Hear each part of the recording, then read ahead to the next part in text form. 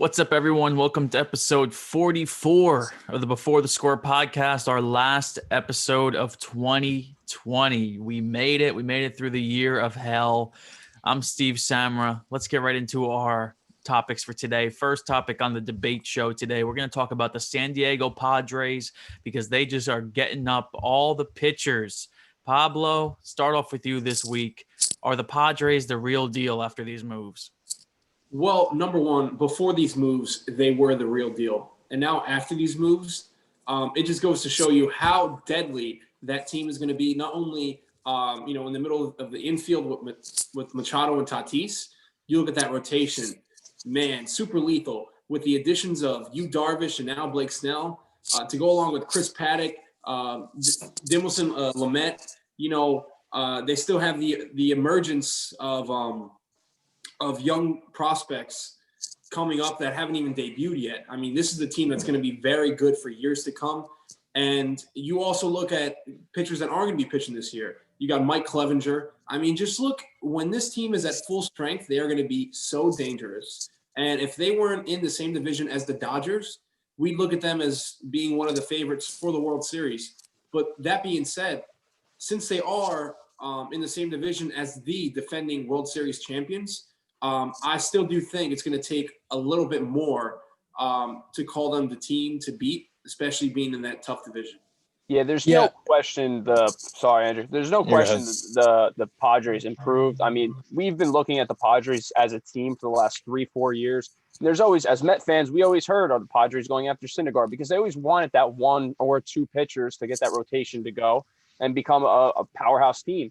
Well, they are in the Dodgers division. So Pablo has a great point with that. They are not going to win their division. There's no chance in hell they're going to beat the Dodgers. The Dodgers are only getting better after a World Series championship. But you look at them as a top-tier wild card team. They're going to probably be the best wild card team unless the Braves or, hey, maybe the Mets can make a run for that. But other than that, I mean, this rotation, adding Darvish and Blake Snell, former Cy Young winner, and then you had Darvish finish second. Like, this is going to be such a disgusting rotation because Paddock, he's young and he is up and coming, man. He's a very good arm. Overall, the Padres made some great moves here, and we're going to see. Maybe they even add some more pieces because this is an offseason that we have no idea what's going to happen, especially with salary and all these owners. Are they trying to cut costs? Are they trying to get some guys cheaper than they should be? It's going to be very interesting, but I like what the Padres are doing. Yeah, from a Padres perspective, it makes a lot of sense because you look at where they are in the NL West and you know that you have to compete with the absolute powerhouse class of Major League Baseball in the Los Angeles Dodgers. And to compete with them, they saw themselves turning the corner last year and Fernando Tatis exploded onto the scene and they had some good young pitching and had some good young pieces. And they kind of needed this offseason. You always see these young teams like the Mets or the Royals those years where they're young and they have these core pieces and they get a few pieces extra from the outside to kind of push them over the top. So guys like Blake Snell and Darvish are the missing pieces for that rotation because if you need that rotation to go deep in the playoffs if you're going to go toe-to-toe with the Dodgers. I wouldn't write them off just yet to compete for the NL West title. Obviously, the Dodgers just won the World Series. They're obviously the best team in baseball, but I think that pitching can hold up and the offense can hold up in a 162-game season. We don't know what the 2021 baseball season will look like, but I think it's it's the biggest competition the Dodgers have had in the West since the Giants were a powerhouse. So I really like what the Padres are doing. They're capitalizing on a market that's really gun shy. These teams are afraid to give up big contracts, and the Padres are using that to their advantage to acquire really top-tier talent by taking on some money and taking advantage of these salary dumps like Darvish. And they've built up their farm system for decades, and they're finally at the point where they have enough major league talent where they could trade away some of those top tier prospects to actually get these top level players to push them over the top. So I think what the Padres are doing is phenomenal. Yeah, what the Padres have done over the last couple of years is really build up that offensive side of the ball. They have a great lineup now with Hosmer, Tatis, Machado. They got their big fish, and now they're going after the pitching rotation. Their pitching rotation looks phenomenal now. They got Darvish, they got Blake Snell, two Cy Young contenders year in and year out. And then, as you guys have mentioned, the rest of their rotation is filthy. It's going to be a filthy rotation this year, one of the best in all the league. And it's definitely one of the only teams that can compete with the Dodgers in the entire NL. They just so happen to be in the same division. But the Padres, they are definitely going to be a scary team this year. I want to talk about the flip side of those trades, and that is the Cubs and the Rays. Now, Pablo, the Rays, they are in your division. You're seeing Blake Snell go. They got a great prospect in return, but what does this move mean for the Rays? Well, number one for the Rays, we have seen this before. We have seen them have these big stars. Look at guys like James Shields and David Price and Evan Longoria and Carl Crawford and Ben Zobrist, Chris Archer. There have been huge stars that have left this Tampa Bay team, and for the most part, the Rays have actually done really, really well. Maybe not in terms of what they got in return, but they seem to get the best out of their players. And look, I really don't know if it's a good move moving forward, especially for the now, because this is a team that, you know what, if they would have left Blake Snell in Game 6 of the World Series, we might not even be talking about this right now. We might have had a Game 7. The Rays might have won the World Series, and maybe they hold on to a guy like Blake Snell. So this is something where I do think that Blake Snell is at the top of his game right now, and I don't see any signs of him slowing down. And I'll tell you what, with the Rays trading away a guy like Blake Snell, a number one or a top of the league type of pitcher, them getting rid of Jose Alvarado to the Philadelphia Phillies, I see them as a team that could still be very good. But now with teams like the Boston Red Sox not really going for it, you got the Orioles still rebuilding. To me, this is going to make the Toronto Blue Jays more aggressive in the offseason. And I'm going to tell you guys what, this is my first prediction of the podcast moving forward. I'm going to say that the Toronto Blue Jays counter with this, and they go out and sign Trevor Bauer. I think that they see that there is an opening for the first place in this division. The Yankees are clearly one of the best teams in baseball, but without the Rays being there, without the Rays having that number one type of pitcher, I think the Blue Jays think they can compete in this division. So I'm going to tell you what, Toronto Blue Jays, watch out with them, Trevor Bauer. And for the Cubs, look, the Cubs trading away Yu Darvish, and I really think that the Cubs are going to tear it down. And it might not be a full rebuild, but I do see guys like Chris Bryant, Wilson Contreras, maybe even potentially Anthony Rizzo be on the block. And it's huge. The amount of talent that they have and the amount of young pieces that they can get in return is going to be immense. Yeah, the Rays kind of cutthroat business strategy it's tough to swallow as a fan, because you have these great players and you watch them develop into these stars, and you have a Cy Young winner and Blake Snell, and then when they're at their peak value, they trade them away, which is philosophically the right thing to do. If you're a smaller market team like the Rays, like, they're going to maximize the return on that. They're going to get more return out of what they traded for Blake Snell than they would have gotten if they kept him and paid him a larger salary in the future. So it makes sense from a business perspective. It's hard to sell that to a fan base that it's small to begin with, and you keep killing them with these trades and trading away their favorite players and these big name guys. It's hard to sustain a franchise in Tampa Bay when you have a business model like that. Yeah, those fans in Tampa Bay, I mean, they got to be upset because obviously they lost a Cy Young winning pitcher and a huge integral part of their team. And as a fan, I mean, you look at like the Kansas City Royals, they're also a small market team. They did win the World Series that year. And now what have they been? I mean, for a small market team to win a World Series, everything needs to go right. Literally everything. And the Tampa Bay Rays were right there. Now, as a fan, you just got to wonder, hey, when the hell is the next time we're going to be in it? Because they still have a great young team, but those bigger players, they're probably going to be on the chopping block moving forward. So you never know with them. And on the flip side with the Cubs, I mean, you look at their World Series in 2016, we looked at all those pieces they had, and we're like, wow, this could be a dynasty team of the amount of talent they have. And look at now. I mean, who from their core might still be on that team going forward? I mean, like you said, Chris Bryant, he's probably going to get traded. There's a lot of talks about a lot of teams looking at him. You see Schwarber's not going to be on the team. Yu Darvish is gone. Just a bunch of, and then they had in their farm system, you have Glaber, who was supposed to come up. They trade him away. Then you have, it's just from the Cubs perspective. Jimenez, they traded him away. Eloy Jimenez, went to the White Sox in that trade for Quintana. So as the Cubs, like, Horrible trade. Like, what are you doing for the Cubs? I mean, you're in the Chicago, you're in a big market. You got to keep getting these guys and keeping them together. I mean, there has been some up and downs with a lot of these players. I mean, we saw Chris Bryant probably have some of the worst consecutive years of his career because of the injuries, but still, like, the talent is there. They just got to keep faith and retool. I wouldn't say rebuild. I'd say retool because they still have a lot of talent. The Cubs sold their souls to the devil to win a World Series, and they never had that young pitching to kind of sustain success. Guys like Jake Arrieta fell off. Guys like Jose Quintana, horrible. Yeah. So they didn't have the pitching to kind of keep up with teams like the Dodgers, who build these dynasty kind of teams where year in, year out, they're at the top of the class in Major League Baseball.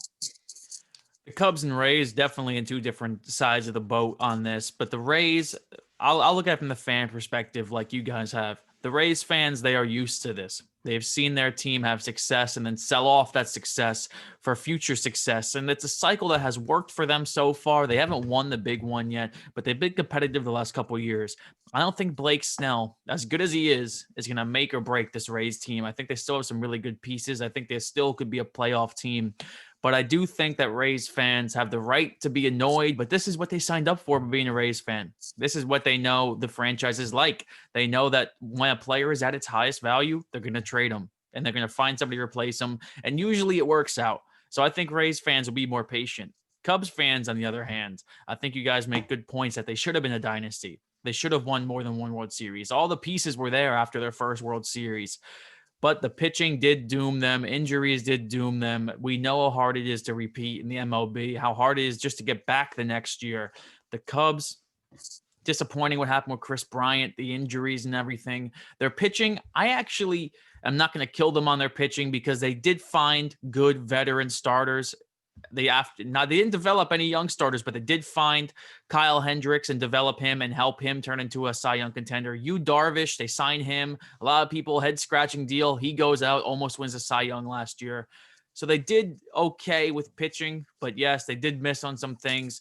Theo Epstein could have had a Chicago dynasty, and it's tough to have a dynasty in baseball. 162 games, so much things can go wrong. It's tough, arguably the toughest sport besides football to have a dynasty in. So Chicago, they have a right to be pissed off. Tampa Bay, you know what you signed up for.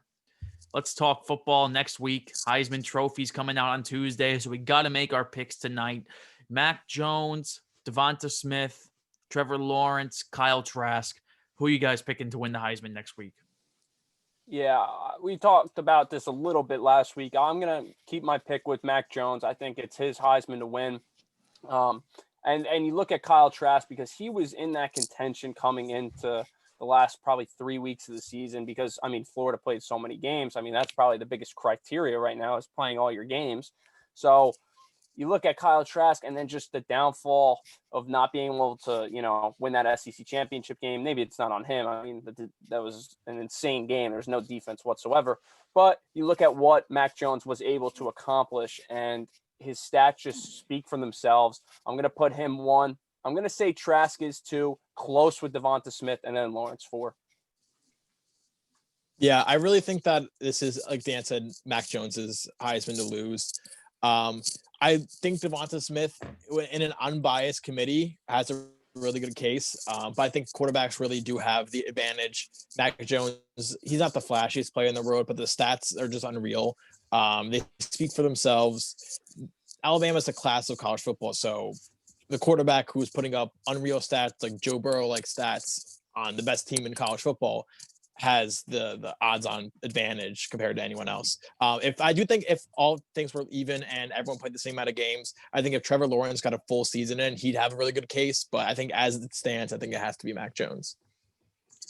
My pick for this award, Devonta Smith. I said it last week. I'm sticking with it. Today, he was named the AP College Football Player of the Year, and that is a pretty good indicator of who's going to win the Heisman. You just look at the last couple winners of this award. You got Joe Burrow, Kyler Murray, Baker Mayfield, Lamar Jackson, Marcus Mariota, Jameis Winston. Like, all these guys have won the Heisman. The last one I see on this list to not win the Heisman and win this award, Christian McCaffrey and Ndamukong Suh. Besides those guys, though, it's been a pretty good indicator on who's going to win the Heisman Trophy. I think Devonta Smith has done enough to become the first wide receiver since Desmond Howard to win this award, and I think this award is his to win. I know Mac Jones had a fantastic year, but Devonta Smith, man, he was just on another level of any wide receiver in college football. So I'm giving the award to Devonta Smith this year, and I think he will be named the Heisman Trophy winner next week. Yeah, I think that year that McCaffrey finished second, Derrick Henry finished first, but it was like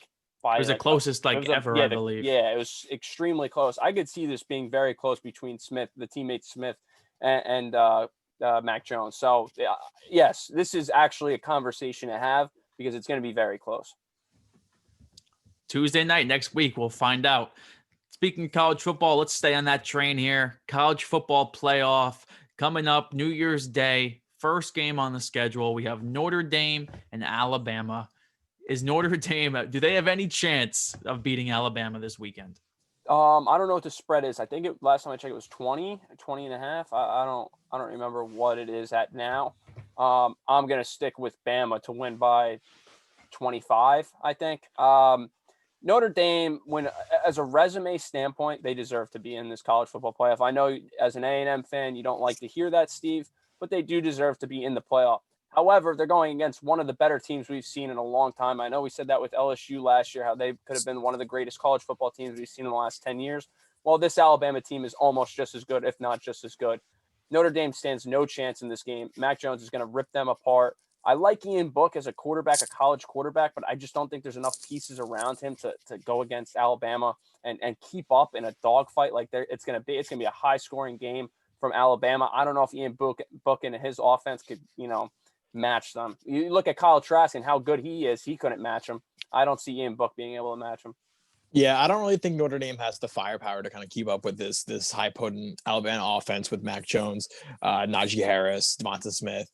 I don't see it happening. I would be a little bit more confident in Notre Dame at least keeping it close if they didn't completely lay an egg against Clemson with Trevor Lawrence back. But since how they looked against that and how Alabama has looked on offense, I don't think there's any chance that Notre Dame wins. Yeah, Alabama is the pick here. Notre Dame, I'm sorry, no offense. You can't beat Bama. It's just not going to happen if you can't score points. You could have the best defense in the entire college football, but I just think Alabama is going to score points on you anyway. This is one of the best offenses I've seen. I don't want to say in a long time because we saw LSU last year, but they put up points like that LSU team. They're not as good as the LSU team, but they put up points as much as the LSU team. It's a very impressive offense to watch. And I just can't see Notre Dame slowing them down. So I do think Alabama wins this one pretty big. I don't think it's going to be a very close game at 4:00. Next game here on the horizon, who's Alabama going to be facing? This is the one that may be a little tougher to predict. Clemson, Ohio State, who you got? I mean, as a Big Ten homer and seeing what Dabo Sweeney saying that they are his 11th ranked team in the nation, and Ryan Day's team is going to be so fired up for this one. But you look at Ohio State's defense, and man, I just cannot get over their defense. Like they can't win this game. That defense is not good enough. It's a mid-tier Big Ten defense. Now, let alone going into a college football playoff game against Clemson and Trevor Lawrence and that offense.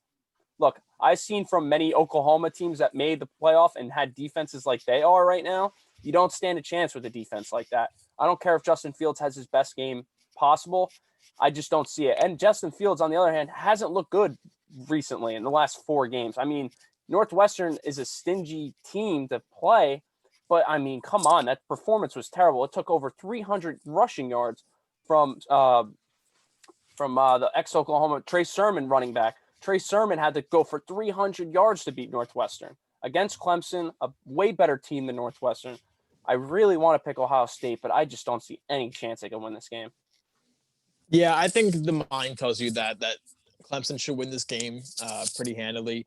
I do want to say, completely unbiasedly, I want to see Justin Fields look really good in this game. And actually, since my team is missing out on the Trevor Lawrence sweepstakes, it'd be nice as a really big Justin Fields fan to see him kind of, for once, play up to his competition and kind of have a really lights out game against a top team as in Clemson and go toe to toe with Trevor Lawrence. I don't think it would happen, but I really do hope that Ohio State wins So fuck it, I'm gonna pick him to win. Justin Fields last year against Clemson had a fantastic game. He looked very good, threw the one interception, but I do not put that interception on him. That was the receiver running the wrong route. Fields played fantastic. I had $50 on Clemson, so I was watching that game pretty intensely. But I am going to pick Clemson here because I think this Clemson team is better than the Clemson team of last year. And this Ohio State team is much worse than the team of last year. That Ohio State offense last year, it had guys like Benjamin Victor and Austin Mack. It had guys like J.K. Dobbins, and it was just more explosive. Trey Sermon had a great game against Northwestern, but this offense does not look like the old Ohio State offense. And don't even get me started on this Ohio State defense because it's just not even close to what we're used to in the Big Ten. I do think that Clemson is going to win this game. I think they really assert their dominance, especially after all the crap Dabo Swinney's been talking. So we're going to get Alabama, Clemson again. It's just death taxes, Alabama, Clemson in the finals. So It's happening. That's my pick. Pablo, you want to make a pick real quick? Well, when you look at Ohio State, this is a team that clearly every year they're a contender. Every year they do build a contending team and a team that we all look to be in this very situation at this point in time and every year, every season. But I don't think that Ohio State has it this year. I think that Ohio State, they are sort of hyped up and they never really get to that next level, the next gear. Are they very talented? Yes. But they just don't have it this season. And Dan, that's a great point you have about their defense. Defense wins you games, it wins you championships. And if you don't got that, there's no way you're going to stop the opposition from just absolutely destroying you. So I don't see Ohio State winning. But look, any given Sunday, any given weekday, anything could happen in football, especially college football. I learned that in, all my bets in Vegas. You really never know. So I do think that Clemson is going to win, but do not sleep on Ohio State here. Yeah, so it looks like we're all Clemson and Alabama. Andrew going Clemson, Ohio State. So we'll see what happens on New Year's Day. Andrew, I want to get your thoughts on this. The New York Jets, 2 straight wins. I don't know what the hell is going on. The world's turning backwards. How are the Jets winning these games? Well, the first game, I have no explanation of why they won, as the only thing I could think of is the Rams just fell flat. The Rams looked past the Jets. The Jets were easily the worst team in football at the time. They went into LA as 15-point underdogs, and they beat them in their own stadium. They got out to an early lead. The Jets were killing the clock in the second quarter of that game. The Rams could not move the ball on offense. The Rams fell flat. They fell down early. They couldn't throw the ball. They couldn't run the ball. Jets defense, Quinn Williams put a hell of a game, so that's why they won that game. The Browns, they won because of COVID. The Browns were out without their top 3 receivers. The Browns, without their top 3 receivers and Odell Beckham Jr., they just couldn't move the ball. As bad as the Jets secondary is, they still couldn't move the ball with practice squad wide receivers. So I don't really give them too much credit for beating the Browns with their peewee receivers out there. So that win doesn't really do anything for me. It helps that the Jaguars lost to the Bears. If the Jaguars won that game and the Jets missed out again by winning, then I would have been a little bit pissed. But that game really didn't matter if the Jets won or lost. So it's whatever. I have to defend the Browns here. I mean, I can't just sit by and just, I have to defend the Browns, obviously. So what I'm going to do is I'm going to defend the Browns here. They also did miss 2 of their starting offensive linemen. Jedrick Wills, their first round pick this year, who's been their left tackle all year, was missing him. They're missing another lineman. I forget who it was. And then it was actually all 4 of their wide receivers that were on the roster. And then obviously Odell Beckham Jr. So, I mean, that is just a complication for Baker Mayfield. Don't get me wrong. The man fumbled 3 times and lost 2 of them. And then the third one, they couldn't do anything because Kareem Hunt tried to go forward, and you can't do that. So this is on Baker. I mean, you can't fumble 3 times, but they were missing a lot of pieces. It just wasn't a good recipe to go win with. I know they should have had the mentality of next man up, but you're getting practice squad guys. It's a very hard thing to overcome, even against the Jets. Pablo, I know you're a big Baker Mayfield fan. What are your thoughts on him losing to the Jets with the playoffs on the line? Well, number one, Baker Mayfield, he continues to fold time and time again. Just like I say, every single time I have the chance to, he is not he's not a winning quarterback. The dude is a loser. I don't care whatever you guys have to say, whatever you have to do to make yourself believe. He's not a top quarterback in this league. That's number one. Number two, I've said it time and time again, winning is contagious, even for the Jets. I can easily see them winning next week as well. Now, that's not the thing Andrew wants to hear, but at this point, who Doesn't really matter. They're locked in. Who really cares? You know, they're locked into that, at least that number 2 spot in terms of draft pick. Well, they're locked in. They can't go 3. They can't go 1. Yes, exactly. So, I mean, look, they're not going to get Trevor Lawrence, but just like I've said time and time again, it doesn't matter who you draft. It doesn't matter what pick you have in the draft. Nobody is guaranteed. There's no guarantee that Trevor Lawrence was even going to come to the Jets, number one. There's no guarantee that if he did come to the Jets or whatever team he goes to, he's going to play and be that, that sort of transcendent star in this league. That's all projection. That's all based on what we see against him and lower level competition being in college. You know, we don't know how that's going to translate to the National Football League.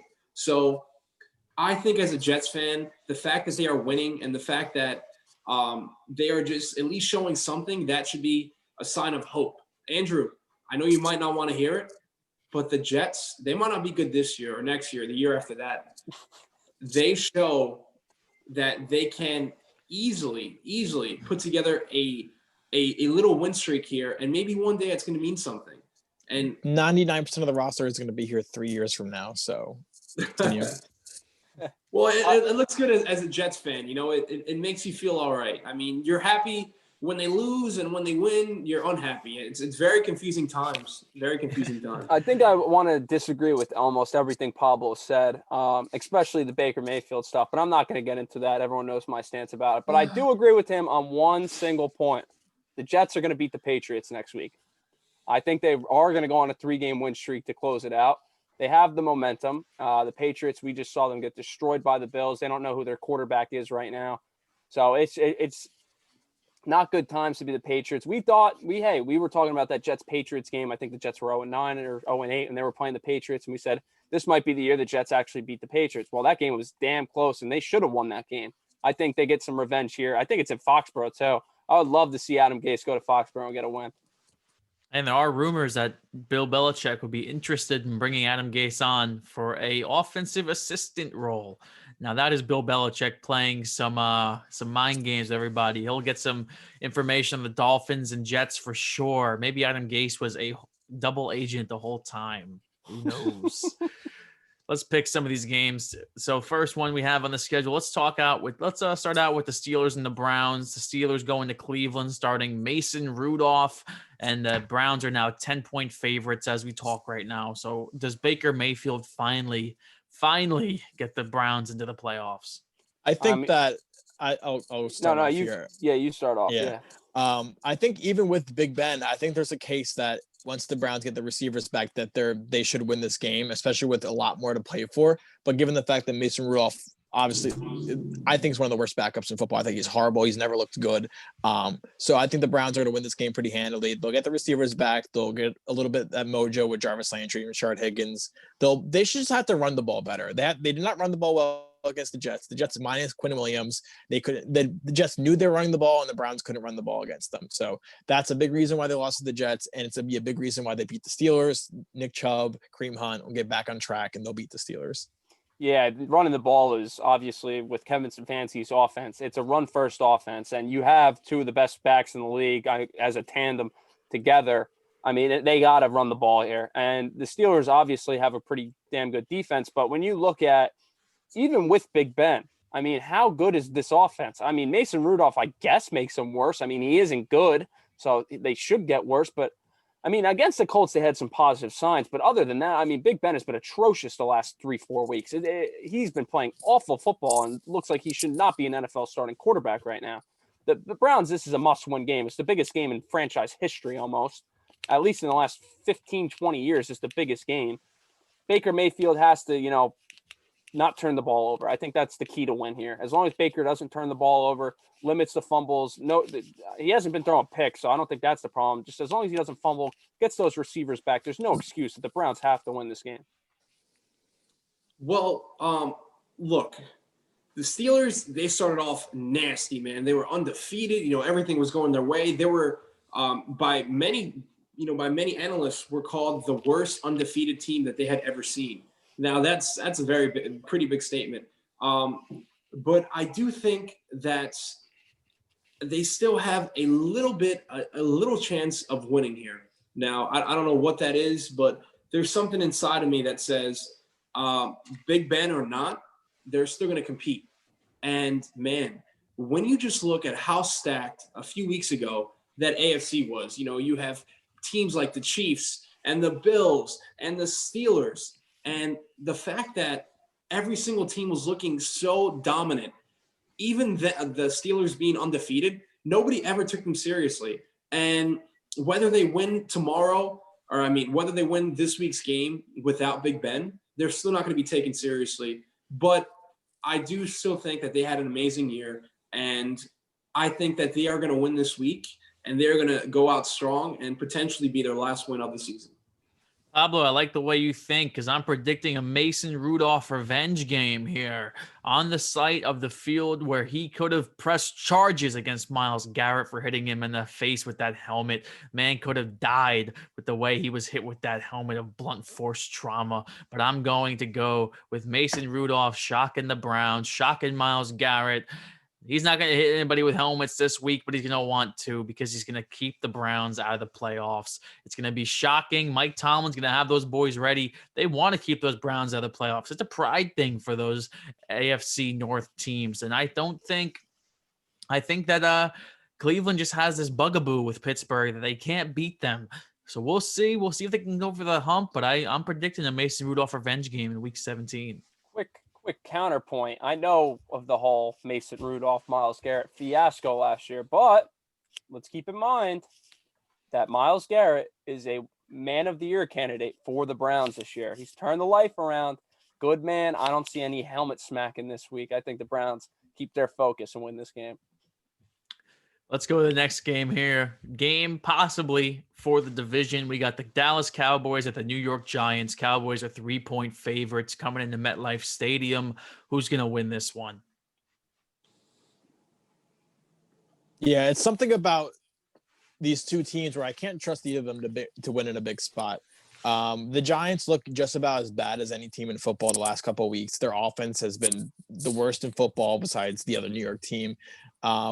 So it's hard to trust them even against a really bad defense, moving the ball enough and playing mistake-free football to win this game.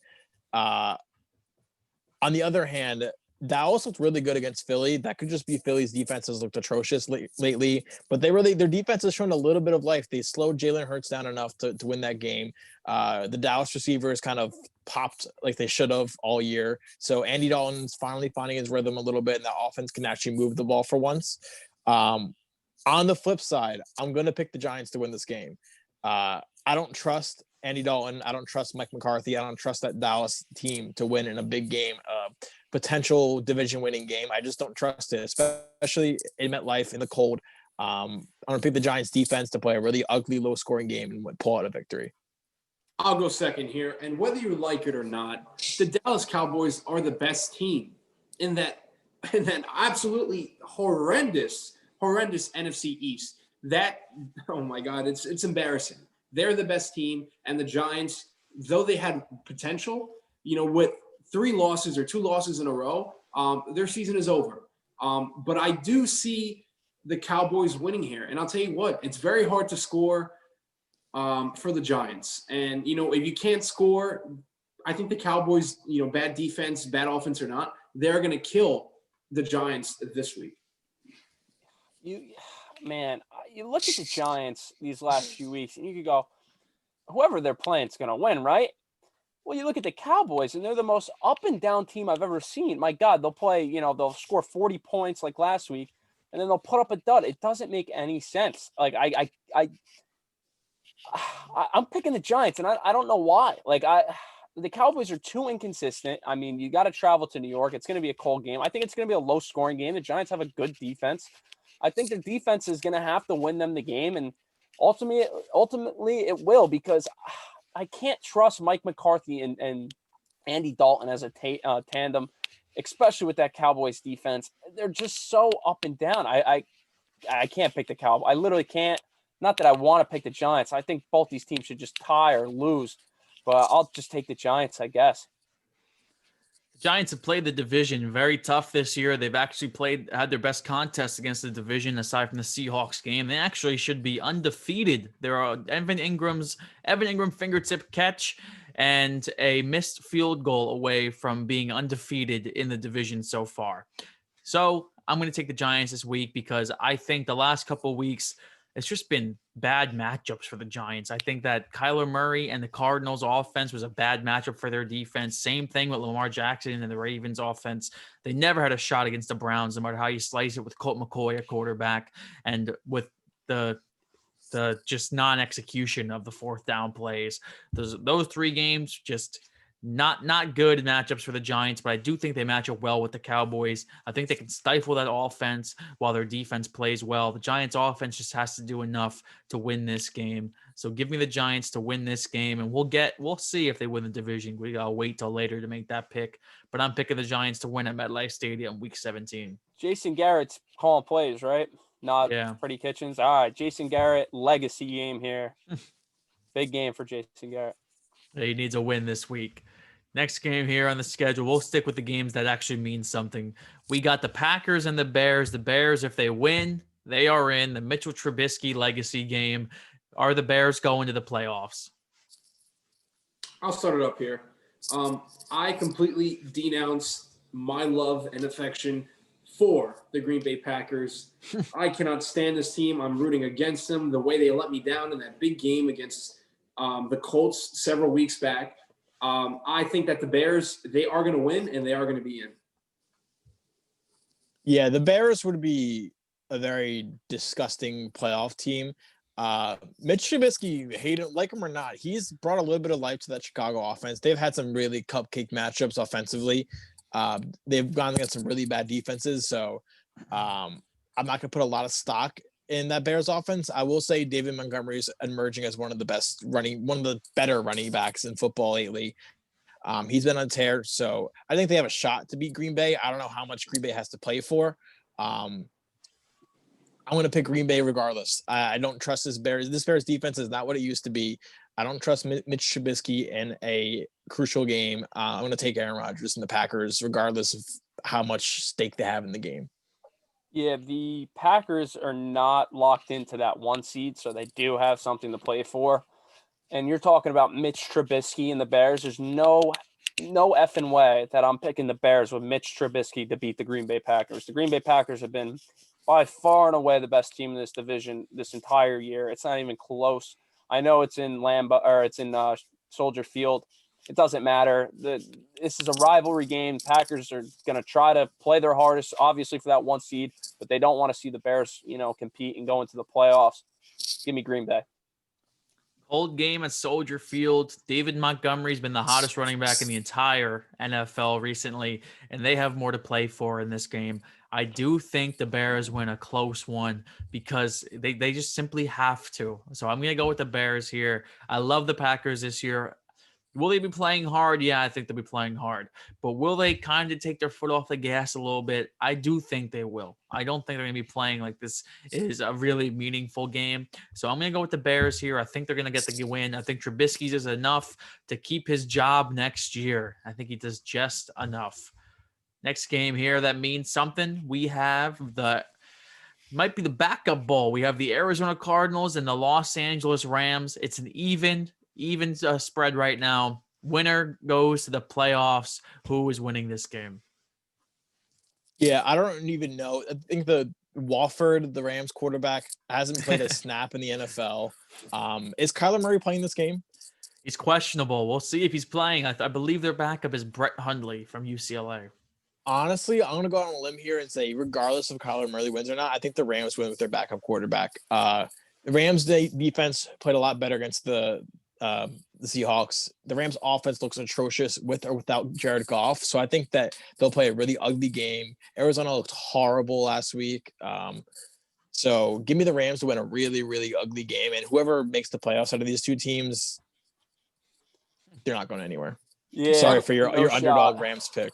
I'll go next, Dan. Sorry to interrupt you. Yeah. The Cardinals are a very confusing team. I pick them and they lose. I don't pick them and they win. I don't know if it's a Pablo curse. I don't know what it is. If Kyler Murray plays, they win. If Kyler Murray doesn't play, I do think that the Rams are going to win here.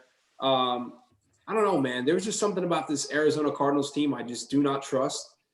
Even if they do win this game and they advance to the postseason, they will not go very far. Yeah, I agree with Pablo. If Kyler Murray plays, they're going to win this game. If they don't, that Rams defense is going to beat up Brett Hundley. The Rams defense will make it close no matter what, if Kyler Murray plays or not, because it's a great defense. But like we've seen with this offense, I mean, with or without Jared Goff, my God, what are they doing? I don't know if Sean McVay has lost his touch these last couple of weeks. This offense looks atrocious. They're going to have to run the ball with Cam Akers a lot if they're going to want to succeed and win this game. Cardinals defense isn't that bad. I mean, they could compete. But if Kyler Murray plays, I think that's the difference here. Even if he's not fully healthy, it's going to be a low-scoring game. Give me the Cardinals. I'm going to take the Rams in this game. Like Andrew said, either way, I think Sean McVay, if there's anybody who can come in and win with a backup quarterback, it's this guy. He doesn't ask his quarterbacks to do too much. Just a little play action, throw the ball in the intermediate routes, and you're good. So I do think that the Rams are going to win this game. I think they rely on their running backs and their defense.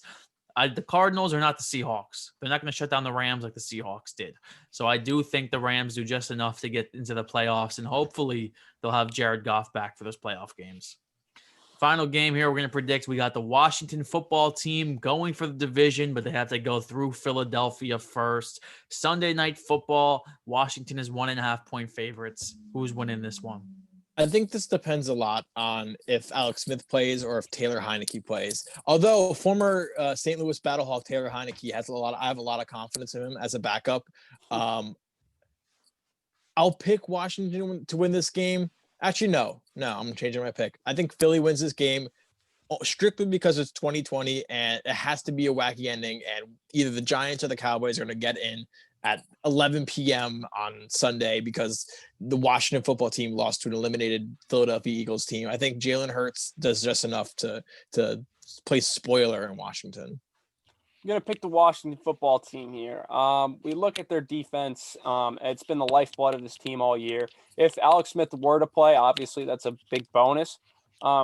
I mean, Jalen Hurts and that offense against a poor Cowboys defense just had no answers. You're going against a better team in the Washington football team defensively. The Eagles really don't have much to play for here. I know that they want to beat Washington, knock them out of the playoffs, but at the end of the day, I think Washington does have the better roster and going to pull this one out. I personally think that this is the easiest prediction and the most slam dunk prediction of the entire show this week. There is no way, absolutely no way, that the Philadelphia Phillies beat the Washington football team. Phillies. I'm sorry. The Philadelphia Phillies would not beat Philadelphia Eagles. I'm sorry. I was just looking at an article. They would get run over. But, yeah, there's absolutely no way that the Philadelphia Eagles win this week. And it's kind of sad, especially if you're a Cowboys fan, obviously not for you, Steve, being a Giants fan. It's kind of sad that the Cowboys, they're so close to winning this division. But the fact that the Washington football team are going to see a absolute albatross of a team in the Eagles, there's no chance that the Eagles win. They have been an absolutely dreadful team. There's no way they're going to win this week. The Giants beat the Cowboys. Go Eagles. If the Cowboys win, go Washington. But I am going to pick the Eagles to win this game because This is the Philadelphia Eagles Super Bowl. This is it for them this year. The biggest thing they could do this year is play spoiler to the Washington football team, a team that beat them week 1, a team that changed the course of Carson Wentz's career. So I do think Jalen Hurts, he does enough. He shows up in big games. It's a big game for Philly. And I do think Jim Schwartz does enough to confuse Alex Smith or Taylor Heineke, whoever it is, a quarterback. I think that the Eagles do win this game with that explosive offense they have. I don't think the Washington defense can handle Jalen Hurts for a whole 60 minutes. So I'm going to pick the Eagles to win a good one here on Sunday Night Football and send the Giants or the Cowboys to the playoffs. We'll see which one it is. It's going to be interesting to see since that Giants game's at 1:00, right? Yeah. So, I mean, both teams, well, whoever wins, obviously, is going to be really watching that game. So, I like how they flex that Sunday Night Football. Makes it interesting for. I don't know why they couldn't put the Giants game at 4:25 though. Like Yeah, 1 I know. o'clock to 11 o'clock. That's a long time to wait. Long day of Yeah. just waiting around. I know if the Giants lose though, my football day will be over at 4, so I won't even care. But if they win, it's gonna be a long, stressful day. So we'll see what happens with that. Yeah. Now, this is our end of the decade, not decade, that was last year. Our end of the year show 2020. Andrew, you missed our end of the decade show last year. Yeah. So let's name our best, let's name some of our best moments from 2020 in the sports world. Let's start off with our athlete of the year. So who are you guys picking for your athlete of the year? Interesting. I know it's tough choices here. I mean, I'll just pick the obvious one, and LeBron James winning his 4th title in the bubble. I touched on this, I should say, last week of his accomplishments of this whole year and this whole pandemic and the bubble season, and the Lakers were able to pull it out. And LeBron James being the Finals MVP, and I mean their road to the Finals was a breeze. I mean, they won every game in the Western Conference 4-1, and then obviously to the Heat 4-2. But LeBron James just solidified himself to be the best player in basketball in his 16th year.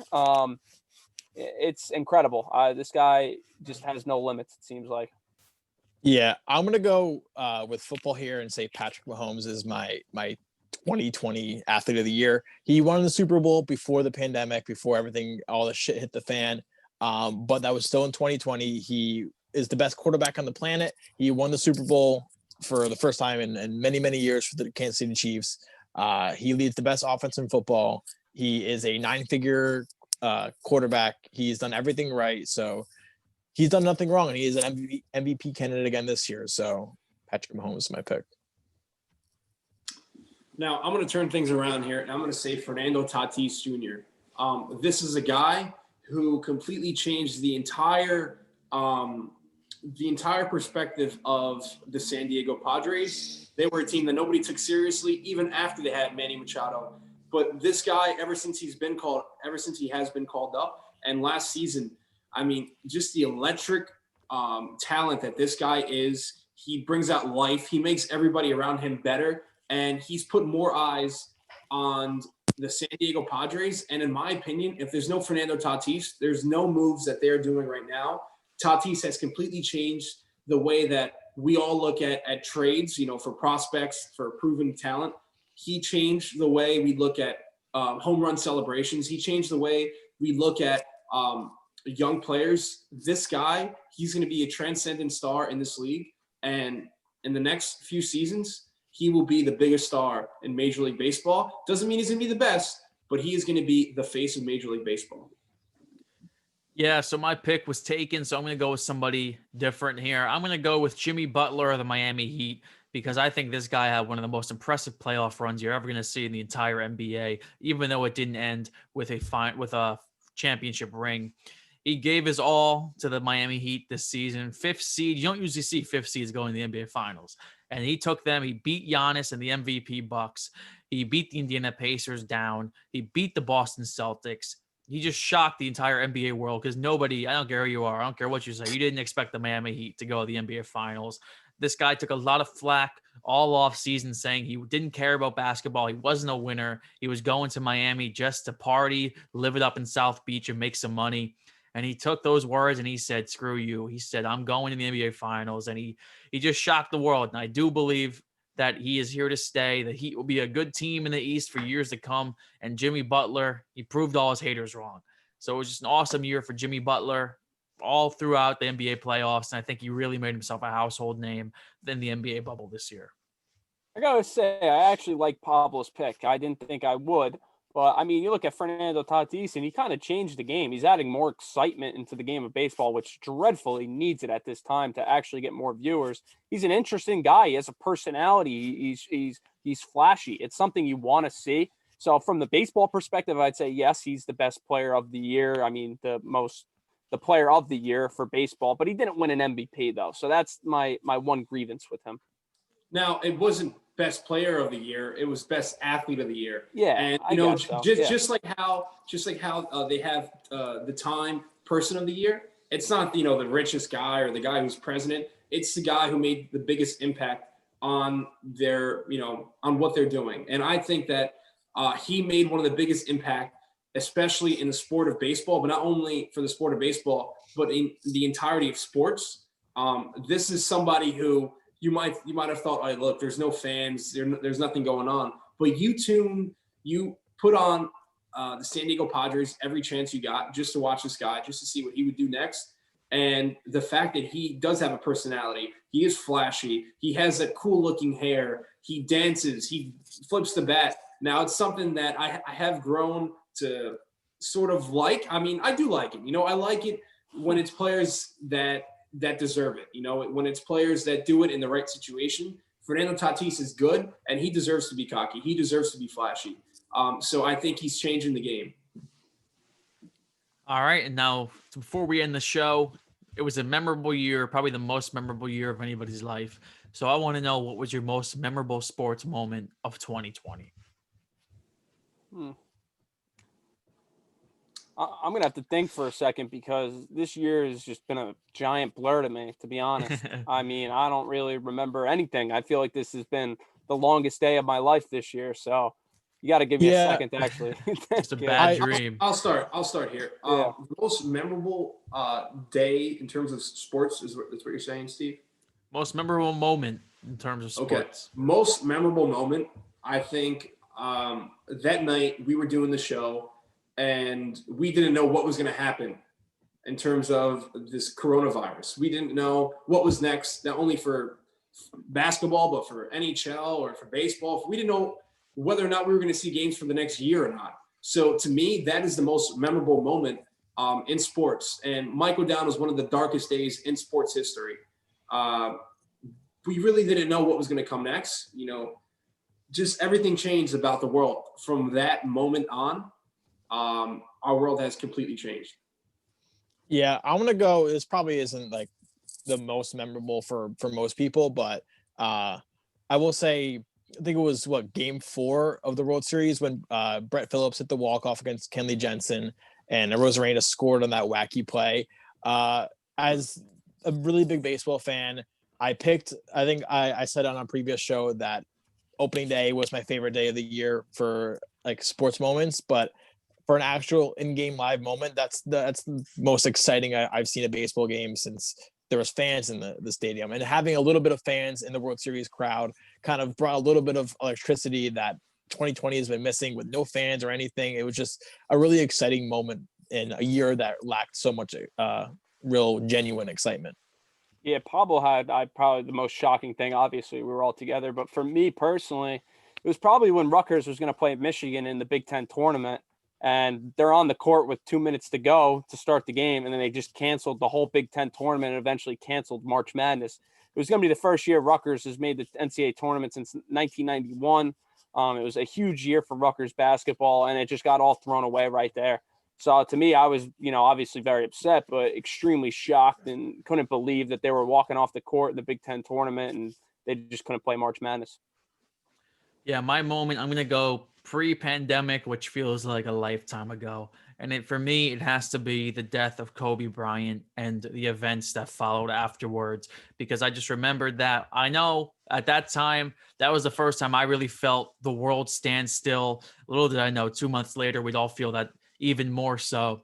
But when Kobe Bryant passed away, it was just shocking. It transcended basketball. It transcended life. Everybody was talking about it. Sports, entertainment, news, politics, everybody. So I just think that really changed a lot of people's outlook on 2020. And it really made people appreciate life even more and how fragile it can be. And that the Lakers, they handled it with such grace, especially with the celebration of life for Kobe Bryant they held in January, where all the Lakers were there, all the NBA greats were there. Jordan's there speaking, and he's crying as he's talking about Kobe Bryant as a little brother. And it was just really, really touching to see them go through all that. And it was just, that's definitely a moment that'll stick out with me for 2020 forever. Well, Steve, I'm actually going to piggyback on what you just said there. That's actually a very, very great point. Not only did the tragedy of Kobe Bryant happen, it brought all of us together, but the fact that the Lakers were able to overcome the entire outbreak, they were able to come back and play in that bubble and win the NBA championship for their fallen hero, Kobe Bryant. That's something that is huge. That's something that we probably don't even understand. We probably don't even understand it right now, but one day, maybe 20 years from now, when they're writing a documentary on 2020, and we talk about how the year began with Kobe Bryant, the fact that the Lakers were able to win is going to be such a sense of closure. It's remarkable. It's remarkable. Yeah, and man, that was shocking. We're gonna know. I mean, everyone knows where they were when they heard the news. That's one of those deaths where you're just not gonna forget for the rest of your lives, because the whole world saw it at the same time and reacted. That was just unbelievable, terrible sadness and terrible. Yeah, so even with 2020, we got some memorable sports moments. We had just an absolutely crazy year. Hopefully next year we get back to some more normalcy. We get back to some fans in the stadiums. We get back to going to some games live and in person. I'm just excited for 2021 and for this phase to be over with. But that is all we got today for our end of the year show, 2020. I don't think we're going to miss you too much. But 2021, that's when we'll see you next. Episode 45. That's all we got for Before the Score. Thank you for joining us, and I hope everybody has a happy and healthy New Year's.